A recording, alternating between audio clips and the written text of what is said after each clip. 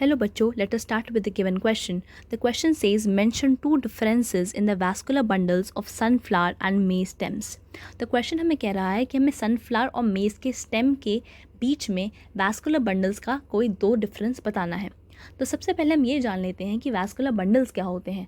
So let us start writing the key concept involved in this question, and that is having the knowledge of vascular bundles.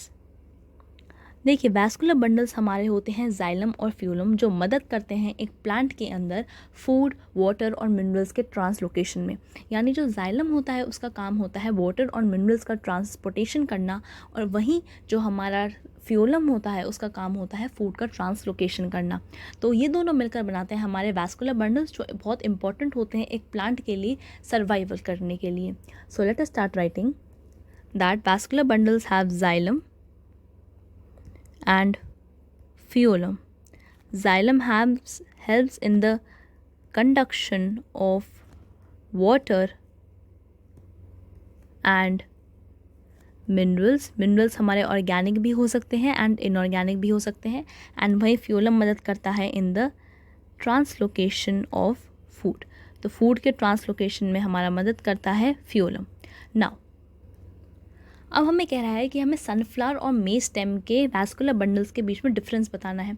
सबसे पहले हम ये जान लेते हैं कि सनफ्लावर और मेज है क्या. देखिए, जो सनफ्लावर है इट इज़ अ डाइकॉट, और वहीं जो हमारा मेज़ है इट इज़ अ मोनोकॉट. यानी हमें पता चल गया कि हमें डाइकॉट और मोनोकॉट स्टेम के जो वैस्कुलर बंडल्स हैं उनके बीच में हमें डिफरेंस बताना है. So let us start writing. देखिए, सबसे पहले हम बात करते हैं हमारे सनफ्लावर के स्टेम की. सनफ्लावर क्या है हमारा डाइकॉट, यानी हम डाइकॉट स्टेम की बात करते हैं. देखिए, जो डाइकॉट स्टेम होते हैं उसके अंदर जो वैस्कुलर बंडल्स होते हैं वो अरेंज्ड होते हैं एक रिंग में. So the we can write that vascular bundles are arranged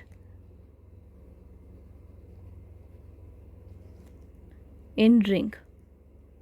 और जो वैस्कुलर बंडल्स होते हैं उनके पास कैम्बियम प्रेजेंट होता है. कैम्बियम क्या होता है, जो सेकेंडरी ग्रोथ के लिए केपेबल होता है. So we can write that cambium is present.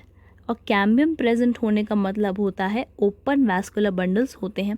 So open vascular bundles इसके अंदर प्रेजेंट होते हैं, एंड इनका जो वैस्कुलर बंडल्स का साइज होता है दैट इज़ ऑलमोस्ट सिमिलर, और शेप होती है conical. So they have a conical shape. Conical shaped vascular bundles. This is an additional point. And वहीं अगर हम बात करते हैं हमारे मेज के स्टेम की, सो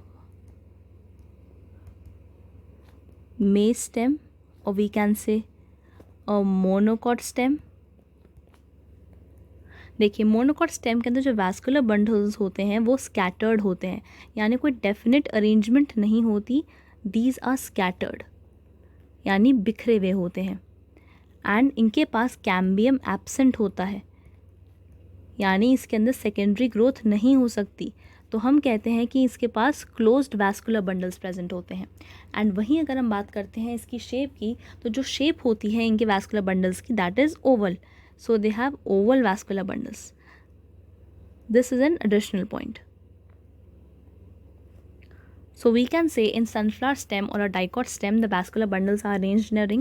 The cambium is present, यानी open vascular bundles हैं, और conical shaped है vascular bundles की. वहीं maize stem या monocot stem के अंदर जो vascular bundles होते हैं वो scattered होते हैं, cambium absent होता है यानी closed होता है, और oval vascular bundles present होते हैं. So hope you understood the question well. All the best.